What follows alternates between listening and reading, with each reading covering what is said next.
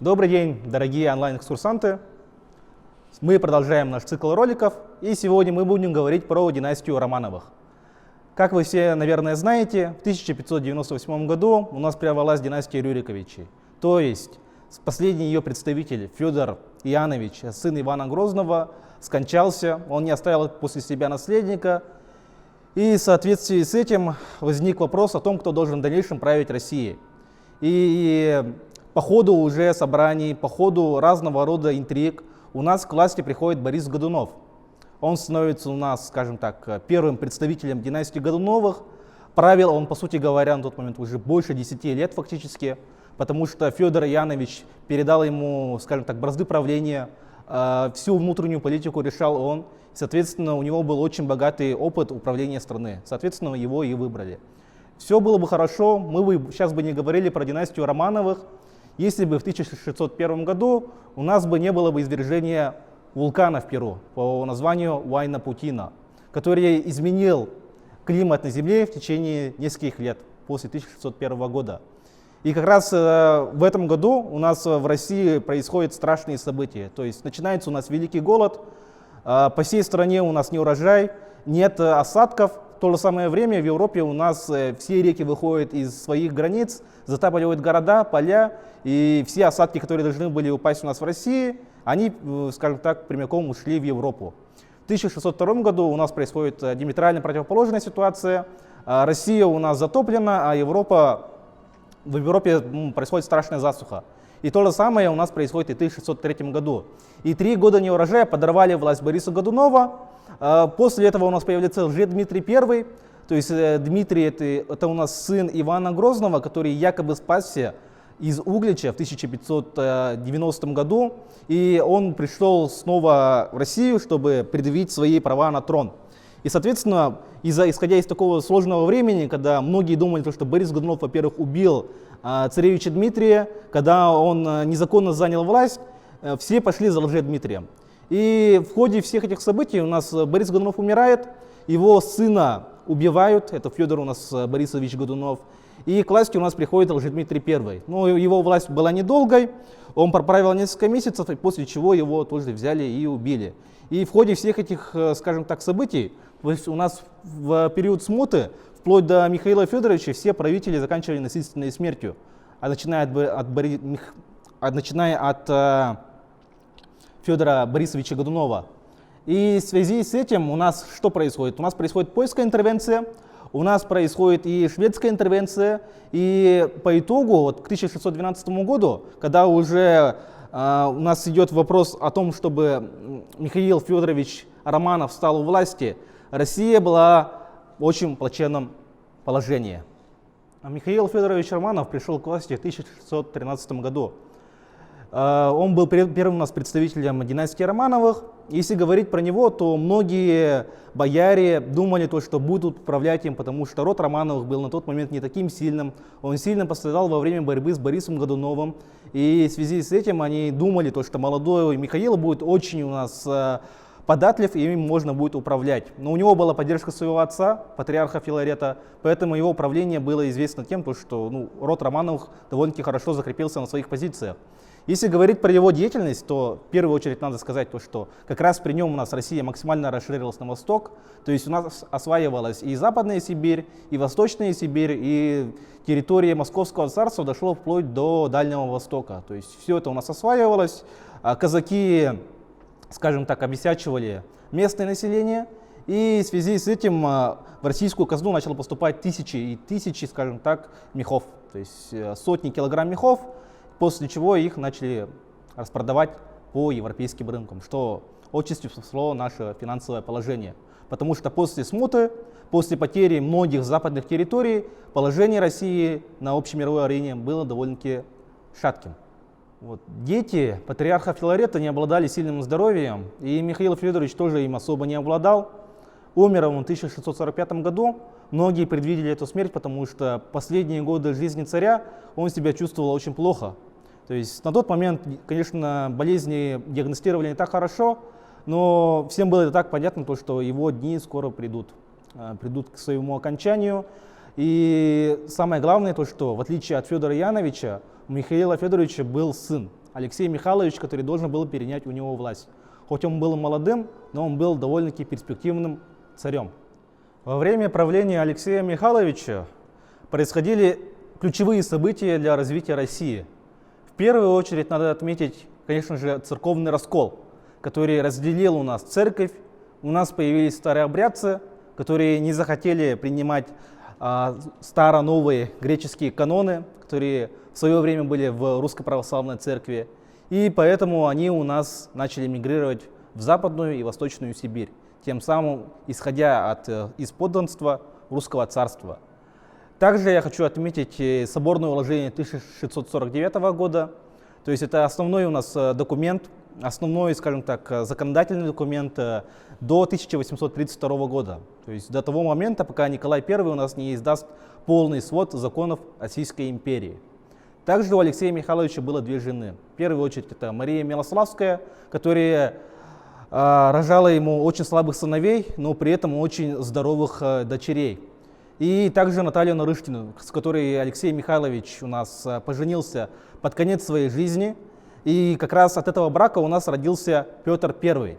И ситуация была такой, то, что у нас линия Милославских Романовых, а также линия Нарышкинских Романовых начали между собой конфликтовать после смерти Алексея Михайловича.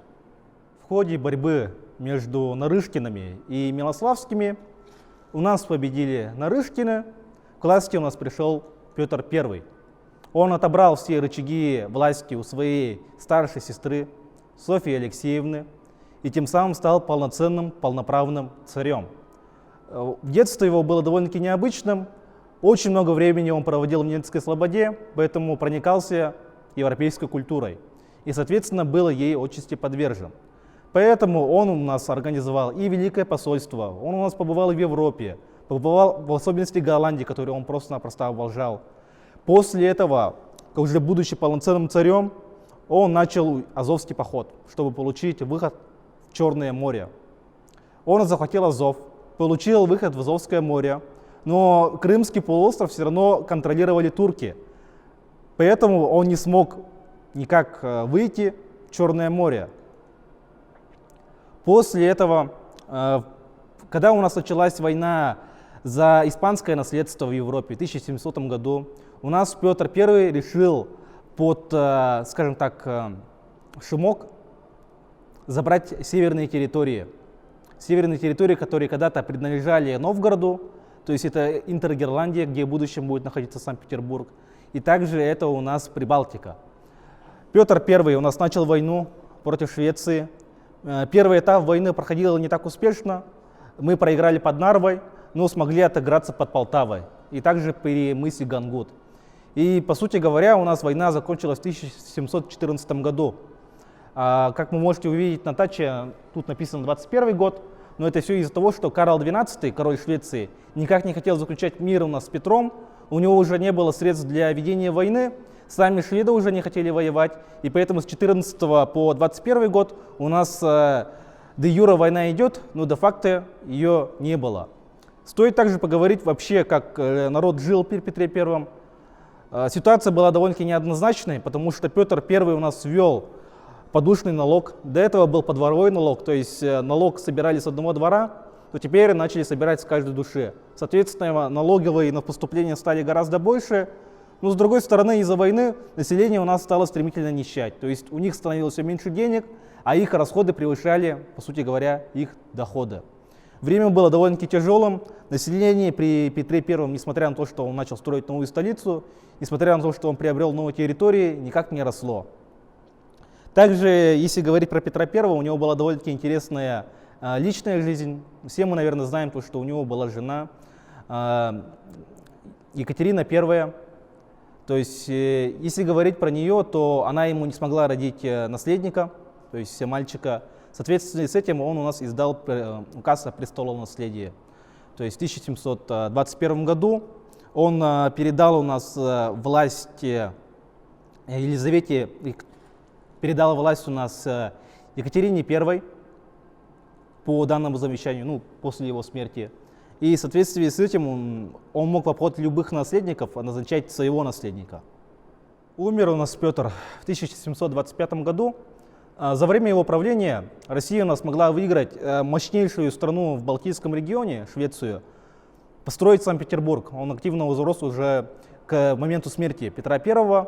У нас уже на тот момент была почти организована Академия наук, Россия активно развивалась, но если говорить про здоровье Петра I, то оно было довольно-таки ужасным. То есть у него было колоссальное здоровье в детстве, но из-за того, что он слишком много пил, начиная с подросткового возраста, он его, по сути говоря, просадил.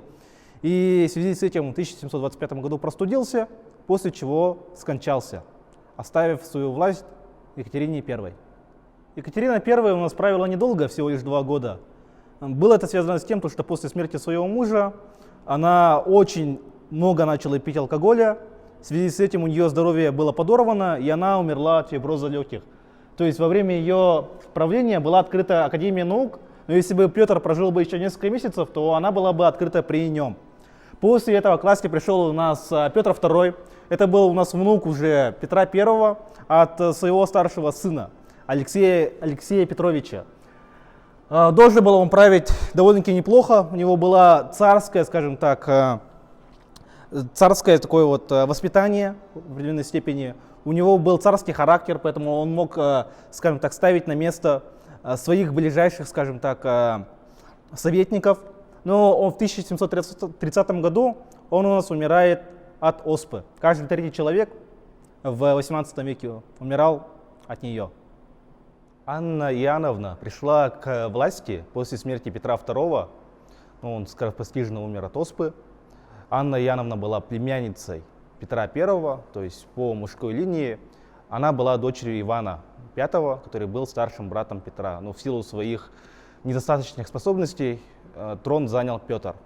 Если говорить про ее правление, то в первую очередь она восстанавливала Россию после Петровской эпохи, потому что экономика была в глубоком декадансе, она стагнировала, были проблемы с тем, что вся промышленность, которую построил Петр, была обустроена для военного времени, а для мирного она совершенно не подходила. Флот, который в свое время построил Петр, к тому времени уже полностью сгнил, поэтому Анна Иоанновна начала его восстанавливать. То есть, по сути говоря, она приводила Россию в русло мирного времени.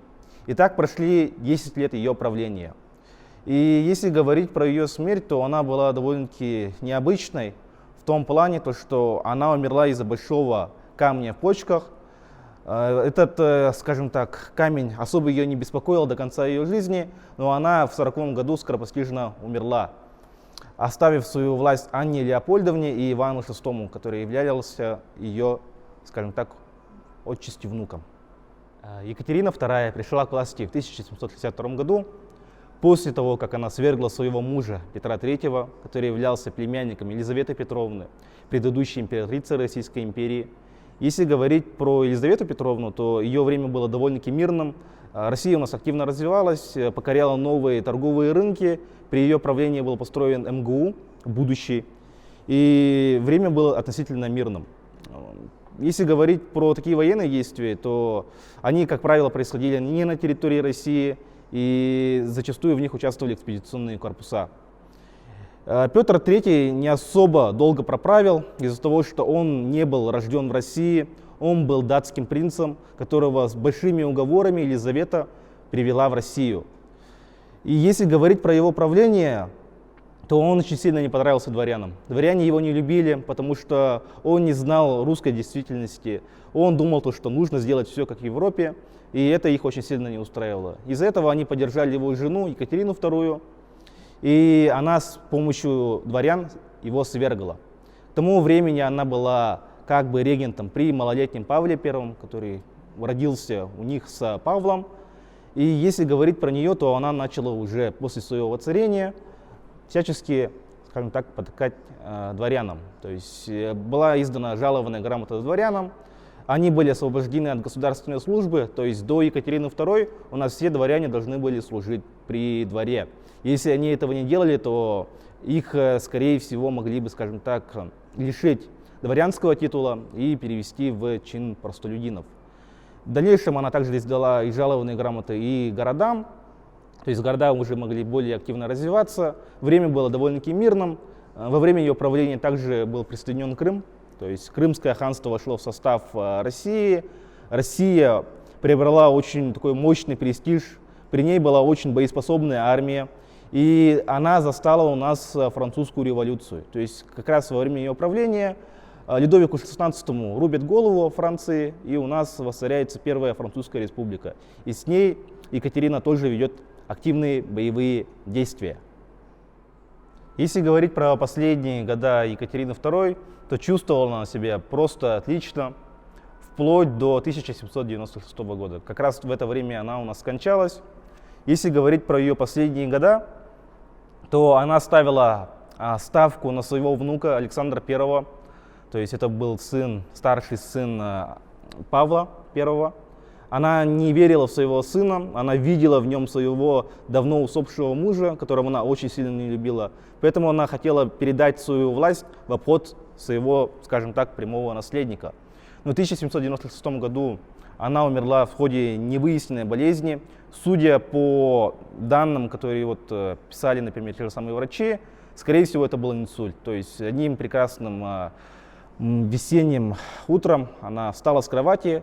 Она 10 минут, как правило, проводила, скажем так, с утра в гардеробе. И обычно в это время ее служанки оставляли. То есть она сама выбирала себе одежду, но 10 минут истекли. Екатерина II не вышла из гардеробной.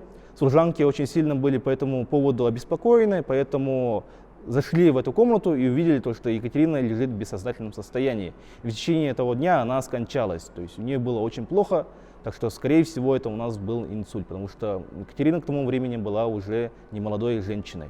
До постижной смерти своей матери Павел I в первую очередь отменяет указ о престолонаследии 1721 года, по которому наследника можно было назначать, по сути говоря, любого человека, хоть он с улицы, хоть он будет дворянином. И теперь у нас в стране работала типичная система наследования, то есть первородство. Как правило, наследником должен быть представитель мужского пола. И после уже правления Павла I у нас, по сути говоря, заканчивается эпоха дворцовых переворотов. Это очень сильно не нравилось дворянам, потому что он их всячески притеснял. Он проводил контрреформы, которые в свое время, тех реформ, которые в свое время издала ее мать. И в связи с этим Павла очень быстро свергли. То есть он проправил 5 лет. После этого дворяне его убивают, и новым императором у нас становится Александр I. Если говорить про его воцарение, то оно было очень трагичным, потому что он не думал, что дворяне убьют его отца. Он думал о том, что дворяне просто-напросто его свергнут, заставят его подписать акт от отречения от трона, и тем самым трон перейдет ему. Но в силу таких событий, когда его отец умер, когда многие европейские правители считали его отцеубийцей, это страшный грех в православии, в католицизме, в протестантизме, он восходит на трон. И данные события в будущем сыграют с ним злую шутку. Но пока он молодой царь, он воюет у нас с Наполеоном, иногда удачно, иногда не особо. То есть в 1806 году у нас происходит битва под Аустерлицем, где армия коалиции, то есть Австрия, та же самая Россия, терпит страшное поражение. После этого мы выходим из войны и начинаем уже войну, по сути говоря, со Швецией. Мы воюем еще с Ираном. Но по итогу в 2012 году у нас начинается Отечественная война. Отечественная война 2012 года. Полумиллионная армия Наполеона вторгается в Россию. И у нас не было достаточной сил, чтобы в прямом открытом сражении разгромить войска Наполеона. Это было на самом деле невозможно, и как раз Наполеон хотел генерального сражения. А мы по тактике Барклая де Толли отступали все дальше на восток, использовали тактику выжженной земли, тем самым не давая французам никакого, скажем так, фуража, не оставляя им еды. И уже осенью 2012 года у нас происходит сражение под Бородино, которое закончилось ничьей. Наша армия не была разгромлена, то есть Наполеон не добился своих стратегических целей. Но в то же самое время мы немного его остановили, мы сохранили армию, мы дали генеральное сражение. И в дальнейшем отступили дальше на восток, оставив Москву. Вот поражение Наполеона, ну, можно уже считать, случилось тогда, когда была сожжена Москва. Неясно, кто это сделал, был ли это случайный поджог, когда граждане Москвы спешно ее покидали, либо это сделали, например, русские солдаты, либо это сделали солдаты Наполеона. Никто не знает, но Москва была единственным городом, который могла вместить гигантскую армию Наполеона. И когда он потерял Москву, ему было негде разместить свою армию на зимовку, то есть на зиму 12-13 года. Соответственно, он вынужден был спешно отступать, он терял гигантское количество войск, они дезертировали, рассеивались по местности, и он вернулся обратно в свои владения 40 тысячами людей. То есть 500 000 было, 40 тысяч вернулось. После этого начался заграничный поход, по итогу которого мы свергли Наполеона. То есть взяли Париж, провели военный марш. Конечно, Наполеон в будущем еще возвращался, то есть это 90 дней правления Наполеона, но они продлились недолго. Если говорить в дальнейшем про Александра I, то, конечно же, была проведена и военная реформа, которая была на самом деле неудачной, потому что солдат заставили копать те же самую репу, скажем так, заниматься на полях, чтобы они себя обеспечивали едой. Были уже вопросы о отмене крепостного права, но, честно говоря, они из разговора больше не вышли, потому что как раз при Александре I у нас была максимальная закрепощенность населения. То есть каждый второй у нас житель страны был закрепощен. И это было на самом-то деле страшное явление, потому что уже в Европе у нас большинство стран отказывается от крепостной системы. То есть до этого в многих местах она была номинальной. Теперь у нас постепенно, скажем так, гражданские права постепенно начинают быть обыденностью, а в России происходят такие страшные события.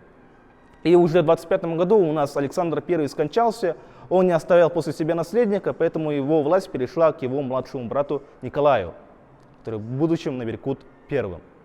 После скоропостижной смерти Александра I власть должна была перейти к Константину. То есть Константин являлся его младшим братом, но в семейной иерархии он был средним братом. И Константин отказался от власти, аргументируя свое решение тем, что, я даже могу процитировать, они убьют так же, как и моего отца. То есть он говорит про Павла I, то, что заговорщики захотят убить Константина, поэтому он решил не рисковать своей жизнью. После чего власть перешла к Николаю, еще более младшему брату. Если говорить про него, то он уже знал, что про него готовится заговор декабристов, то есть тех же самых аристократов, солдат и вообще людей, которые хотели у нас каких-либо либеральных изменений в стране. Оно так и случилось в 1825 году, в декабре месяце. Под Санкт-Петербургом они выступили, но они были спешно, скажем так, разгромлены. Поэтому у нас после таких потрясений Николай I вводит очень мощную систему контрразведки, разведки. То есть система вообще шпионажа в России на тот момент была самая лучшая в мире. Мы знали, что происходит и в британском дворе, и в парижском дворе, и то, что происходит, например, даже в Новом Свете. То есть Николай I про все это знал. Если говорить про его правление, да, многие считают его таким вот очень жестоким человеком, который всячески припирал своих подчиненных, но исходя из его действий, мне кажется, это было не так. Потому что как раз при нем у нас начинается уменьшаться количество крепостных крестьян, как раз при нем начинаются уже первые действительно реформы по отмене крепостного права, то есть уже дворяне могли своих крепостных освобождать и давать им, например, тот же самый надел. И многие, в принципе, так и делали, то есть у многих, скажем так, дворян были свои любимчики, которым они давали свою, скажем так, свободу. В дальнейшем, если говорить про его правление, то самым его апогеем является Крымская война. То есть у нас в 1953 году она началась как очередная русско-турецкая. То есть война была у нас на территории Румынии, но так как против нас ополчились и Франция, и Британия та же самая, потому что мы вели слишком успешные боевые действия и могли просто-напросто развалить своими действиями Османскую империю, они из-за нее, скажем так, вступились, высадились в Крыму. Они воевали против не самых лучших наших регулярных частей, но они сдерживали гигантскую коалиционную армию в течение, по сути говоря, 2 лет. Но в то же самое время Россия не могла как-то выделить силы с Румынского фронта и с других, например, фронтов на Крымский. Николай эти события очень плохо переживал. Из-за этого в 1955 году он скончался от простуды. То есть, по сути говоря, у него был стресс. Этот стресс был, скажем так, усугублен тем, что он ходил в летнем кителе во время зимы 1955 года. Из-за этого он заболел, он плохо кушал, плохо спал и из-за этого, скажем так, скончался. То есть после его смерти война все равно продолжалась. Александр II был старшим сыном Николая I, трон достался ему. У него был нерешенный вопрос, то есть эта Крымская война до сих пор продолжалась. Из-за этого мы подписали Парижский мирный договор, по которому мы уже не имели права строить флот на Черном море. Все военные базы должны были быть ликвидированы, и, соответственно, так вот и случилось. То есть Россия проиграла Крымскую войну. Александр II считал это из-за того, что крепостное право было не отменено. Российская экономика была очень слабой по сравнению с европейскими странами, которые по темпу производства, например, по темпу роста экономики опережали Россию несколько раз. Поэтому он форсировал реформы своего отца и уже в 1861 году отменил крепостное право. Но если говорить про отмену крепостного права, то меры были половинчатые. То есть как бы крепостных у нас освободили, но они должны были баснословные деньги государству, потому что государство их выкупило у помещиков. И также помещикам дали право распределять земельные наделы между крепостными. И соответственно, они оставили себе самые лучшие земли, а крепостным отдали самые худшие, поэтому их положение стало еще хуже. Но с другой стороны, они теперь могли беспрепятственно ездить в города на заработки. Поэтому города уже при правлении Александра II начали расти как на дрожжах, то есть и Варшава у нас очень быстро росла, Москва, Санкт-Петербург, та же самая Пермь, Киев и другие крупные города увеличивали свое население в несколько раз в течение правления Александра II. И из-за этих половинчатых мер Александра многие уже люди были недовольны, потому что крестьяне были очень обнищавшими, то есть у них не было денег, они тратили почти все свои деньги на выплату кредита государству, и в связи с этим у нас появились террористические ячейки. И проблема крестьянского вопроса особо, скажем так, не решалась уже после отмены крепостного права. Из этого у нас возникли террористические ячейки, которые хотели принудить царя к, скажем так, отмене всех выплат для крестьян. Либо в случае, если это будет невозможно, у них были такие вот идеи по его убийству. Соответственно, на Александра было совершено 6 покушений, то есть его пытались застрелить на Сенатской площади, его пытались подорвать в Зимнем дворце, пытались взорвать его поезд, еще раз пытались его застрелить. Но по итогу в 1981 году, после уже русско-турецкой войны, у нас проходит 6-е, скажем так, успешное покушение на Александра. Его карету взрывает гранатой, сам он, конечно, не страдает, но после этого уже его добивают, то есть кидает под него уже 2-ю гранату. Она повреждает его легкие, и в течение уже нескольких часов он умирает от кровоизлияния. После смерти Александра II у нас к власти приходит Александр III. В первую очередь, конечно же, он мстит террористическим ячейкам, уничтожает их под корню, то есть проводит страшные облавы университеты, в церковные приходы, разного рода училища, то есть вычищает практически все левые радикальные элементы. После этого они не осмелились даже совершать на него покушение, это было практически невозможно. У Александра III была просто-напросто отличная, скажем так, охрана. Ну и в дальнейшем у нас известен царь, при котором не было войн. То есть действительно у нас не было каких-либо крупных конфликтов, только политические, а военных, скажем так, не было. И как раз во время его правления у нас очень быстро развивается экономика, в нее вливается баснословное количество денег, иностранные инвестиции текут в нашу страну целыми реками. То есть британцы, немцы, французы, бельгийцы занимают большую роль в развитии нашей экономики, вливают большие деньги, занимают, например, разного рода сферы бизнеса. И при Александре III у нас наконец-таки растет благосостояние. Но надо понимать то, что так же, как и его отец, он не хотел окончательно решать крестьянский вопрос. То есть крестьяне до сих пор выплачивали деньги государству, они не богатели, не так, во всяком случае, быстро, как могли бы. Поэтому у нас социальное, скажем так, расслоение все в дальнейшем продолжалось. И несмотря на то, что у нас Александр III строит Транссиб, то есть дорогу от, по сути говоря, западной части России до самой ее конечности Владивостока, как раз при нем у нас очень быстро растет население, растет экономика, то есть города у нас действительно становятся большими, появляются города-миллионники. Время было очень таким вот странным, потому что все понимали то, что в России есть определенные проблемы, то есть нерешенный крестьянский вопрос, но никто не хотел их решать. То есть до этого уже и Германия, и Франция, и Британия развиваются семимильными шагами, и Россия от них, честно говоря, на тот момент сильно отставала. Если говорить про Александра Третьего, вот как он у нас умер, то случилось это очень необычно. Умер он в 1994 году, 1894. Это, скорее всего, было связано с тем, что в 1889 году он ездил на поезде в Харьковской области, и во время этой поездки поезд сошел с рельс, и в связи с этим он повредил себе почки. Повредил почки, они начали со временем уже, вот, по сути говоря, болеть, то есть инфекция пошла в них, и в течение нескольких лет он медленно умирал. И как многие думают, он как раз умер у нас из-за почечной недостаточности. Но на самом деле это не так. Посмертное вскрытие показало то, что Александр III у нас умер из-за сердечного приступа. Так как он очень любил кушать жирную пищу, например, сало, жареную картошку, жареную, например, ту же самую курицу, свинину, в отличие от своих, например, предшественников. Он себе заработал большое количество холестерина, у него была гипертония сердца, и в связи с этим он умер. То есть, по сути говоря, у него рано или поздно отказали бы почки, но сердце отказало первее. После смерти Александра III к власти приходит у нас Николай II, это его был старший сын.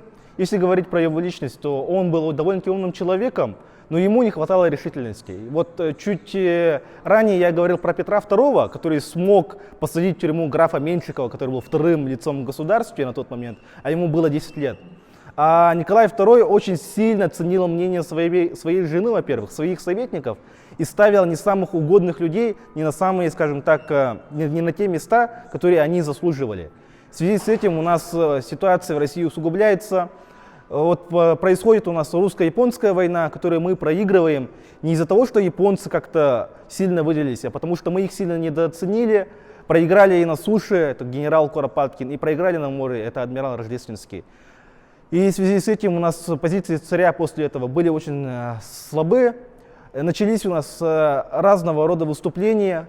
В феврале месяце 1905 года случилось кровавое воскресенье, то есть расстрел у нас демонстрантов был. Из-за этого у нас страна, по сути говоря, взорвалась в определенном смысле, потому что начались везде погромы, начались везде пикеты. И в связи с этим уже 17 октября 1905 года был подписан у нас манифест о том, что у нас появляется Государственная Дума, как бы уже у царя нет столько власти, но при этом он мог в любой момент ее распустить и снова собрать по своему хотению. И тем самым Государственная Дума все равно не принимала важных решений и не играла важную роль в жизни государства.